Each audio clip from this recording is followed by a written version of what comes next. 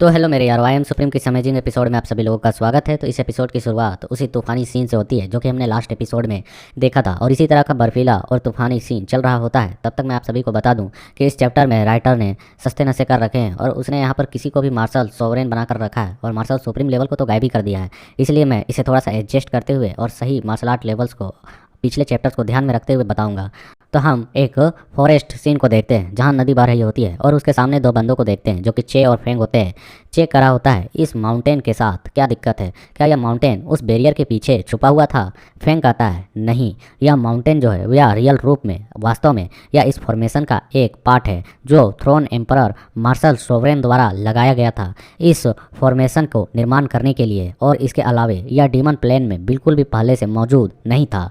और फेंग उसे ध्यान से देखते हुए कहता है इसके अलावा यह माउंटेन का जो पीक है या जो माउंटेन की चोटी है यह मुझे जानी पहचानी लग रही है, यह एक एशियन ट्रेजर की जैसा दिख रहा है। चे कहता है एशियन ट्रेजर, क्या आप वास्तव में किसकी बात कर रहे हैं, क्या मुझे बताएंगे? और फेंग हैरान होते हुए और घबराते हुए कहता है यह तो द इमोर्टल माउंटेन है, मुझे बिल्कुल ऐसा ही लग रहा है। लेकिन आखिरकार जो थ्रोन मार्शल सोवरेन है उसने अपने पीक 9 रैंक के चुआन वेपन को यहाँ पर लाकर क्यों रखा? लेकिन मैं इतना श्योर हूँ कि यह 4 सीजन इमोर्टल माउंटेन है। और हमें इस बड़े से चोटी को दिखाया जाता है और वह कहता है कि इमोर्टल माउंटेन यहाँ आखिरकार क्या कर रहा है? क्या ऐसा हो सकता है कि जो थ्रोन एम्परर है उसने इसे यहाँ पर स्थापित कर दिया केवल इस तरह के इल्यूजन को क्रिएट करने के लिए? दूसरी ओर हमें उस समुराई बंदे को दिखाया जाता है जो जिंदा है, बच गया है, और वह कहता है कि यह तो इमोर्टल माउंटेन है, 4 सीजन इमोर्टल माउंटेन है। और दूसरी ओर सोल डिवाइनिंग शेक का बंदा कर रहा होता है तो फिर इस माउंटेन के पीक के साथ चोटी की क्या दिक्कत है, आखिर यह इस तरीके से क्यों दिख रहा है?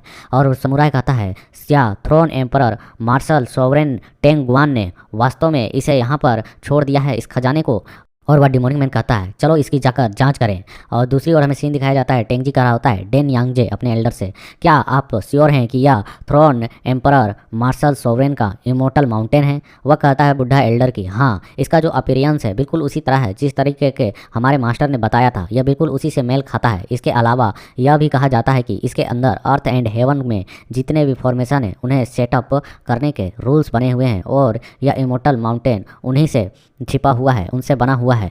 यह सुनकर टेंजी खुश हो जाता है, कहता है कि क्या अर्थ एंड हेवन के एरे रूल्स क्या इसमें मौजूद हैं? यदि हम इस अर्थ एंड हेवन के एरे रूल्स को सुलझा सके तो हम सीधे थ्रोन एम्परर के लेगेसी को प्राप्त कर पाएंगे, जो इसके 800 चैप्टर्स हैं उन्हें प्राप्त कर लेंगे। फिर त्यानु कॉन्टिनेंट में यंग जनरेशन के बीच में कोई भी मेरा प्रतिद्वंदी, कोई भी मेरा कॉम्पिटिटर बचेगा ही नहीं अगर मैं इसे हासिल कर लेता हूं तो। और वे लोग उसी स्नेक 9 फ्लाई स्नेक बर्ड के ऊपर बैठकर जा रहे होते हैं। वे कहते हैं आइए पहले इसके अंदर जाकर एक नज़र डालें कि आखिर यहाँ चल क्या रहा है।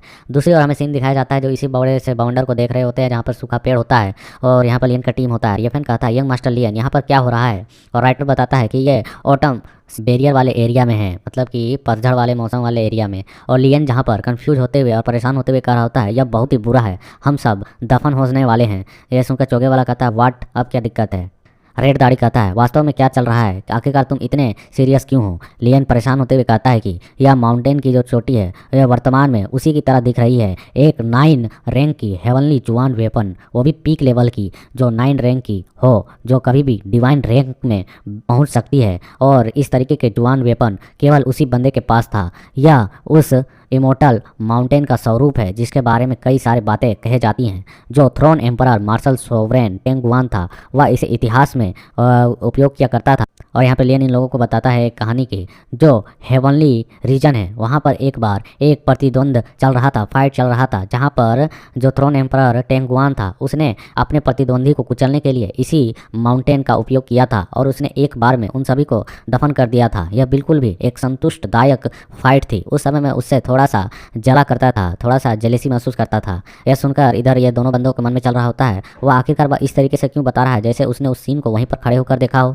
ताओ गुआन कहता है यंग मास्टर लियन आप रास्ते से भटक रहे हैं, वापस अपने पटरी पर आएँ, अभी की स्थिति को देखें और बाकी चीज़ों को भूल जाएं। लियन ये सुनकर हंसते हुए कहता है हाँ आप ठीक कर रहे हैं, हम मेन चीज़ से भटक रहे हैं। टेंग गुआन की जो टैलेंट है वह बिल्कुल भी एक राक्षसी टैलेंट है, किसी डिमोनिक टैलेंट से कम नहीं है, लेकिन वह पूरी तरह से फॉर्मेशन को खुद को समर्पित कर देता था। वह फॉर्मेशन के पाथ पे चलने के लिए कोई भी भी बलिदान करने को तैयार था और यह संपूर्ण रूप से उसे इस दुनिया में एक टॉप रैंक का एरे मास्टर घोषित करता है और इस तरीके के उपाधि को बिना विवाद के उसे दिया जाता है। और लियन कहता है कि यह 4 सीजन फॉर्मेशन का कोर के रूप में यह इमोर्टल माउंटेन उपयोग किया गया है, जिसे इस फॉर्मेशन को सेटअप रखने के लिए सदाबहार ट्री का वास्तविक बॉडी का उपयोग किया गया है। और लियन अपने मन में कहता है क्या खतरनाक सेटअप उसने करके रखा है। और वह बताता है कि इस फॉर्मेशन को बनाने के लिए उन्होंने अपने जो पीक रैंक के जवान वेपन है उसे भी त्याग कर दिया। लियन इन लोगों को कहता है किसी भी फॉर्मेशन को बलपूर्वक तोड़ा जा सकता है यदि हमें कोर एरिया प्राप्त हो जाए, लेकिन यदि कोर एरिया ही बहुत शक्तिशाली हो तो यह चीज़ सोचते हुए टेंग गुआन ने यह सेटअप करके रखा है। उसने अपने जो जवान वेपन है उसे यहाँ पर इस तरीके से सेटअप कर दिया है। वह जानता था इन बातों को, इसलिए उसने सोचा होगा कि 9 रैंक के पीक लेवल के जवान वेपन को यदि कोर एरिया के रूप में यूज किया जाए तो आखिरकार उसे कौन ही तोड़ पाएगा। मैं पूछता हूँ कि इस दुनिया में कौन है जो 9 रैंक के पीक लेवल के जवान वेपन को ब्रेक कर सके। इस तरीके का एक परफेक्ट फॉर्मेशन उसने यहाँ पर सेटअप करके चला गया। यह सुनकर लाल दाढ़ी कहता है आखिरकार आपका कहने का मतलब क्या है, क्या हम इस फॉर्मेशन में हमेशा के लिए फंस चुके हैं। लियन कहता है अभी तक नहीं, अभी भी एक संभावना है हमारे पास। जैसे ही हम इस इमोर्टल माउंटेन को प्राप्त कर लेते हैं तो इस फॉर्मेशन के कोर को तोड़ सकते हैं। हालांकि यह इमोर्टल माउंटेन तेंग गुआन का पर्सनल वेपन था जिसे उसने कई बार रिफाइन किया था, इसलिए यह स्पष्ट नहीं है कि इस फॉर्मेशन को लगाने से पहले, सेटअप करने से पहले उसने अपने कॉन्सिनेंस को इसे मिटा दिया था या नहीं। यदि नहीं मिटाया होगा तो जैसे ही हम इस इमोर्टल माउंटेन को अपने लिए प्राप्त करने की कोशिश करेंगे, रिफाइन करने की कोशिश करेंगे तो उसे पता चल जाएगा और उसने यदि रियलम को ब्रेक करके यहाँ पर आने की कोशिश की तो हम सभी मारे जाएंगे। यह सुनकर लियन कहता है तो क्या कोई और भी तरीका नहीं है। लियन कहता है कि शाश्वत सदाबहार ट्री वह एक ऑप्शन है, वह इस बैरियर को बनाए रखने में मेन भूमिका निभाता है। अगर हमें एक मौका मिल जाए और हम अपने शक्ति के साथ जो इस 4 सीजन बैरियर को कंट्रोल कर सकते हैं, मतलब कि 4 सीजन्स को कंट्रोल कर सकते हैं, उन रूल्स के पावर्स को कंट्रोल करते साथ इस इमोर्टल माउंटेन को किसी तरीके से प्राप्त कर लेते हैं और उसके अंदर जाके उस कोर को तोड़ देते हैं तो हो सकता है कि हम यहाँ से बचकर निकल सके। इस तरह की बातों को सुनकर लाल दाढ़ी निराश हो जाता है, कहता है चल हट बे, यह सब कुछ बर्बाद हो चुका है। यह सारा सेटअप इस तरीके से किया गया है कि हम यहाँ से कभी निकल ही नहीं सकते हैं। और जहाँ तक सदाबहार ट्री को प्राप्त करके यहाँ से निकलने की बात रही, उस कमीने लिटिल किंग ने ही तो हमें इस तरीके के झमेले में फंसा कर रखा है, तो वह हमें यहाँ से उस चीज़ को कैसे प्राप्त करने देगा। दूसरी ओर हमें रेड क्वीन को दिखाया जाता है जो कहती है लिटिल किंग अब जबकि इल्यूजन टूट चुका है और असली कोर एरिया सामने आ चुका है तो क्यों आप इतना समय लगा रहे हैं, क्यों ना आप इस इमोर्टल माउंटेन की शक्तियों का उपयोग करके उन सभी को नष्ट कर दें। यह सुनकर लिटिल किंग कहता है कि जो इल्यूजन वाटर मिरर रियलम है या इल्यूजन और रियलिटी को मिक्स करके बनाया गया है, यह इमोर्टल माउंटेन फॉर्मेशन का हार्ट है, एरिया है। यदि मैं आपसे कहूँ कि जो टेंग गुआन था उसने यहाँ पर इस तरीके के चीज़ को सेटअप करते वक्त एक बात मुझे बताई थी कि जो मेरा रियल बॉडी है वह केवल यहाँ पर इसकी सुंदरता के रूप में उपयोग किया गया है। यदि मैं इस इमोर्टल माउंटेन की शक्तियों को कंट्रोल कर पाता तो मैं उन सभी को पहले ही ख़त्म कर चुका था। लेकिन इसके अलावे उसने मुझे एक और बात कही थी जो मुझे अभी भी याद है। यदि यहाँ पर इस तरीके से इल्यूजन वाटर मिरर एरिया टूट जाता है और 4 सीजन एरे वास्तविक रूप में प्रकट हो जाता है जो कि अभी हो चुका है, तब उस समय इमोर्टल माउंटेन की शक्तियाँ धीरे धीरे करके किसी भी समय अवेक हो सकती हैं और उसके बाद इन बदलते हुए मौसमों के एरे के अंदर जितने भी जीवित प्राणी होंगे वे सभी कुचल दिए जाएंगे और मारे जाएंगे। ये सुनकर रेड क्वीन घबरा जाती है, कहती है क्या इस इल्यूजन के अंदर जितने भी जीवित प्राणी हैं क्या इसमें हम भी सभी भी शामिल हैं। लिटिल किंग कहता है हाँ, हम दोनों भी इसमें शामिल हैं। अगर इस माउंटेन की शक्तियाँ कभी भी अवेक हो सकती हैं और कब होंगी कोई नहीं जानता है, लेकिन यह जब कभी भी होंगी तो यह निश्चित तौर पर यहाँ पर सभी चीज़ों को खत्म कर देगी। लेकिन हमारे पास अभी भी एक चाबी है जो हाओ लियन है। अगर हाओ लियन यहाँ पर ब्रेक थ्रू कर लेता है और 9 हेवनली सुप्रीम कीवाई को प्राप्त कर लेता है, मतलब कि एक तरह से 9 हेवनली सुप्रीम से सॉवरेन लेवल पर पहुँच जाता है और कीवाई को प्राप्त कर लेता है, तो उनके द्वारा जो रूल्स कंट्रोल किए जाएंगे वह हमें अवशोषित कर लूँगा और मेरी शक्तियाँ और अधिक बढ़ जाएंगी। तब इस स्थान पर हमारे पास बचने का और छिपने का एक जगह होगा। यह सुनकर रेड क्वीन कहती है आखिरकार आपका मतलब क्या है, क्या वह आपके असली बॉडी में हम छुपेंगे। लिटिल किंग कहता है हाँ, मैं आपको एक चीज़ बता दूं, जो थ्रोन एम्परर टेंगुआन था उसे भी यह बात मालूम नहीं थी कि जो मेरा रियल बॉडी है, रियल स्वरूप है, उसके नीचे एक और चीज़ छुपी हुई है जिसके बारे में वह बिल्कुल नहीं जानता था। यदि इमोर्टल माउंटेन एक्टिवेट हो जाता है और इसका शक्ति उस स्थान पर प्रवेश करता है तो हमारे पास एक मौका होगा उस चीज़ को खोलने का और उस नोक आर्क के अंदर जाने का। मतलब कि इमोर्टल माउंटेन के पावर्स रिलीज होंगी तो वह नोक आर्क तक पहुंचेगी और बिना चाबी की ही वो खुल जाएगी हो सके, और यह उसका उपयोग करके वहाँ से निकल जाएंगे। तो रेड क्वीन कहती है ठीक है, अब यही हमारा एकमात्र विकल्प है। मैंने पहले ही हाओ लियोन को उसके वास्तविक रूप के मूल तक पहुंचने दिया है, मतलब कि वह जितना ज़्यादा उसको अच्छा चीज़ दिया जा सकता था वह सब कुछ दे दिया है। जहाँ तक रूल्स की शक्तियों को उसे समझने की ज़रूरत है वह अब उस पर निर्भर करता है, इसलिए मैं उस पर नज़र रखती हूँ। यह सुनकर लिटिल किंग कहता है कि हाओ लियन, मुझे निराश बिल्कुल भी मत करना। जितना हो सका हमने आपके लिए बहुत कुछ किया। मैं आपकी सहायता के लिए 4 ऋतुओं की शक्ति को एकत्रित करता हूँ। यदि फिर भी आप इसमें विफल रहे, सक्सेस नहीं हो सके, तो आप में टैलेंट की कमी होगी।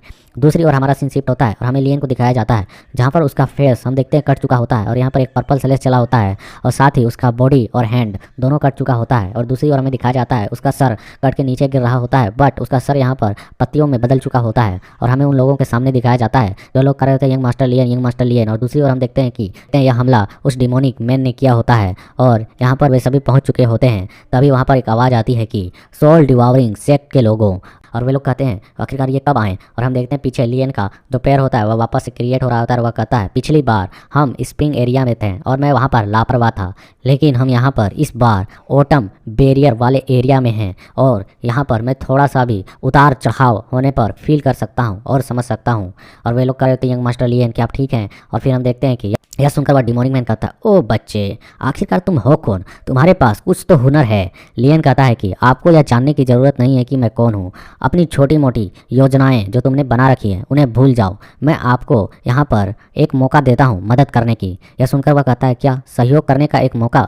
और फिर यह सुनकर उसका जो साथी होता है वह कहता है क्या तुम पागल हो चुके हैं तो हमारे सीनियर ब्रदर के साथ इस तरीके से बात कर रहे हो। यह सुनने कर लियन गुस्सा हो जाता है, कहता है इसे महसूस करो और तुम समझ जाओगे कि मैं क्यों इस तरीके से बात कर रहा हूँ। और हम देखते हैं लियन वहाँ पर एक बड़े से स्पेयर को क्रिएट कर देता है और वहाँ पर कोई कहता है या तो sorcerer of autumn, neither wind no rain और नाइदर सनशाइन और नोर शेडो अटैक है। और लियन वहाँ पर कह रहा होता है कि ऑटम स्वॉर्ड अपीयर्स, और वह यह कहकर अपने अटैक को तैयार कर लेता है। और दूसरी ओर डिमोनिक मैन कह रहा होता है या ऑटम रूल्स के पावर्स को भी यूज कर सकता है।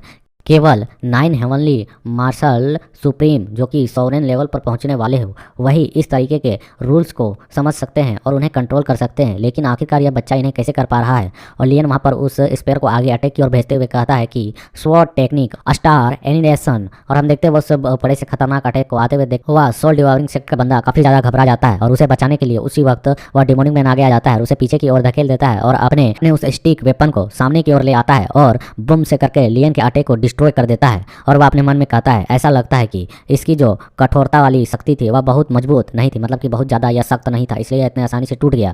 बट वह कुछ महसूस करके हैरान हो जाता है और हमें उसके पीछे दिखाया जाता है कि जो उसका साथी होता है उसका बॉडी वहाँ पर डिस्ट्रॉय हो रहा होता है और वह कहता है कि सीनियर ब्रदर आखिरकार ये क्या हो रहा है मेरे साथ। और हम देखते हुए लोग बहुत ही हैरानी के साथ देख रहे होते हैं जहाँ उसका बॉडी नष्ट होते जा रहा होता है। और लियन कहता है क्या आप उसकी सोल को पकड़ कर नहीं रखने वाले हैं। उसकी आत्मा नष्ट नहीं होगी, केवल उसकी बॉडी नष्ट होगी। क्या आप सोल डिवावरिंग सेक्ट के लोग किसी भी सोल को बर्बाद होने देते हैं। और यह सुनकर हम देखते हैं कि जो डिमोनिक मैन होता है वह सदमे में चला गया होता है कि साला मैंने उस अटैक को डिस्ट्रॉय किया, इसके बावजूद मेरे सामने मेरे बचाने के बावजूद इस बंदे ने मेरे एक बंदे को मार डाला। और हम देखते हैं दूसरी ओर लियन मुस्कुराते हुए कह रहा था फाइन ठीक है, क्या आपको लगता है कि आप हमारा मदद करेंगे या फिर हम आपका सहयोग करेंगे, या उचित नहीं होगा। यह सुनकर वह कहता है कि आखिर तुम किस तरीके से एक दूसरे का सहयोग करने की बात कर रहे हो, वास्तव में तुम किस तरीके की मदद चाहते हो। और फिर हमें यहाँ पर राइटर के द्वारा बताया जाता है कि लियन ने वर्तमान स्थिति को तुरंत ही समझा दिया कि यहाँ पर क्या क्या चल रहा है इन बैरियर्स के साथ, और जो 4 सीजनों की शक्ति है उन्हें कंट्रोल करने के साथ साथ वह इस फॉर्मेशन को तोड़कर किस तरीके से निकल सकता है। यदि ये लोग इसका साथ दें तो निकल जाएंगे। और लियन का होता है अंततः मदद करना बहुत ही सिंपल है ना। हम अपने टीम के साथ बाहर के दुश्मनों से निपटने की कोशिश करेंगे और एक दूसरे की शक्तियों को शामिल करके इस माउंटेन पर कब्जा कर लेंगे और सभी बाधाओं से बचकर निकल जाएंगे। यह सुनकर वह डिमोनिक मैन अपने मन में कह रहा होता है मुझे उम्मीद नहीं थी कि यह माउंटेन इतना कीमती ट्रेजर होगा। और वह कहता है क्या आप यह कह रहे हैं कि हमेशा हमेशा के लिए यहीं फंस कर रह जाएंगे? यदि इस तरीके से चीज़ें चलती रहीं तो आखिरकार उन ग्रेट डीमनों के बारे में क्या है? क्या उनसे कोई खतरा नहीं है? और जो अभी अभी इस माउंटेन में प्रवेश किए हैं उनके बारे में क्या? वे जो स्टार वैली के 2 लोग हैं, चे और फेंग, वे भी बहुत ही पावरफुल हैं, जो कि मार्शल सुप्रीम के पीक पर हैं। क्या उनसे खतरा नहीं है? वह हमें कभी भी मारकर ख़त्म कर सकते हैं। और वह कहता है, अब एकमात्र ऑप्शन यही है हमारे पास कि मैं अपने 9 स्टार मार्शल एम्परर के पावर को मार्शल सुप्रीम लेवल पर ले जाऊं और अर्थ एंड हेवन के जो रूल्स का तुम उपयोग कर रहे हो उसे मैं भी सीख लूं। उस गुप्त टेक्निक को सीखने के साथ साथ मेरी जो सोल पपेट है वो भी अर्थ एंड हेवन के रूल्स को समझ लेगी और हमारा इमोर्टल माउंटेन पर कब्जा करने में बहुत ही अधिक मदद करेगी। और वो अपने मन में कह रहा होता है कि अभी सबसे बड़ी चुनौती यह है कि मैं मार्शल सुप्रीम बन जाऊँ, और दूसरी कि तुमने जिन हिडन रूल्स का उपयोग करके इन सीजन्स के पावर्स को कंट्रोल कर रहे हो उन्हें सीख लूँ, वह मेरे लिए इमोर्टल माउंटेन से भी कई गुना अधिक कीमती है। फिर लियन उससे कहता है कि अब तक हम इस फॉर्मेशन से बच सके हैं, बाकी सब चीज़ें मुझ पर छोड़। इन मौसमों से किसी भी प्रकार की समस्या होने वाली नहीं है, इसलिए इस पर चर्चा मत करो। यदि हम हमेशा के लिए यहीं फंसे रह जाएंगे, इन्हीं चीज़ों को सीखते रह जाएंगे, तो तुम मार्शल सुप्रीम बनो या मार्शल सोवरेन, क्या ही फर्क पड़ेगा। जहाँ तक स्टार वैली के 2 उन पावरफुल लोगों की बात रही, हम उनसे इतने बड़े एरिया पर नहीं मिलने वाले हैं, और अगर मिल भी जाए, मुठभेड़ भी हो जाए, उनसे सामना हो जाए, तो हम वहाँ से भागने की कोशिश करेंगे, सीधी सी बात है। यह सुनकर वह बंदा हैरान होते हुए कहता है कि यह लड़का बहुत ही चतुर है, और उसे कहता है कि ठीक है, मैं आपके साथ काम करूँगा। और यह सुनने के बाद लियन उसे थम्स अप करता है और कहता है ऑल राइट, ठीक है, डेफिनेटली, चलो एक साथ मिलकर काम करें।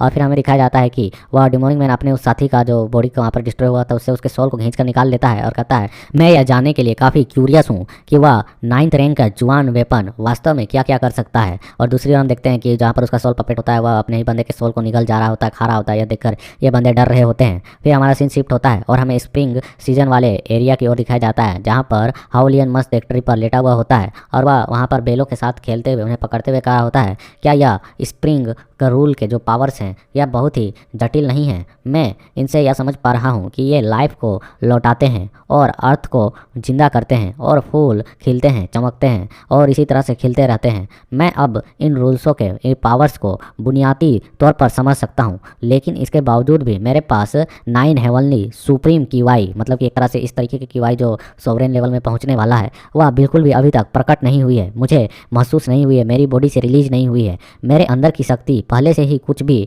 अलग महसूस नहीं हो रही है। आखिरकार मैं उस स्तर पर कब पहुंचूंगा? और यह सोचकर वह परेशान हो रहा था। वह उस ट्री को देख रहा होता है और उसके इसी तरह के कंफ्यूजन के साथ यहाँ पर ये चैप्टर कंप्लीट होता है। So like, subscribe, comment.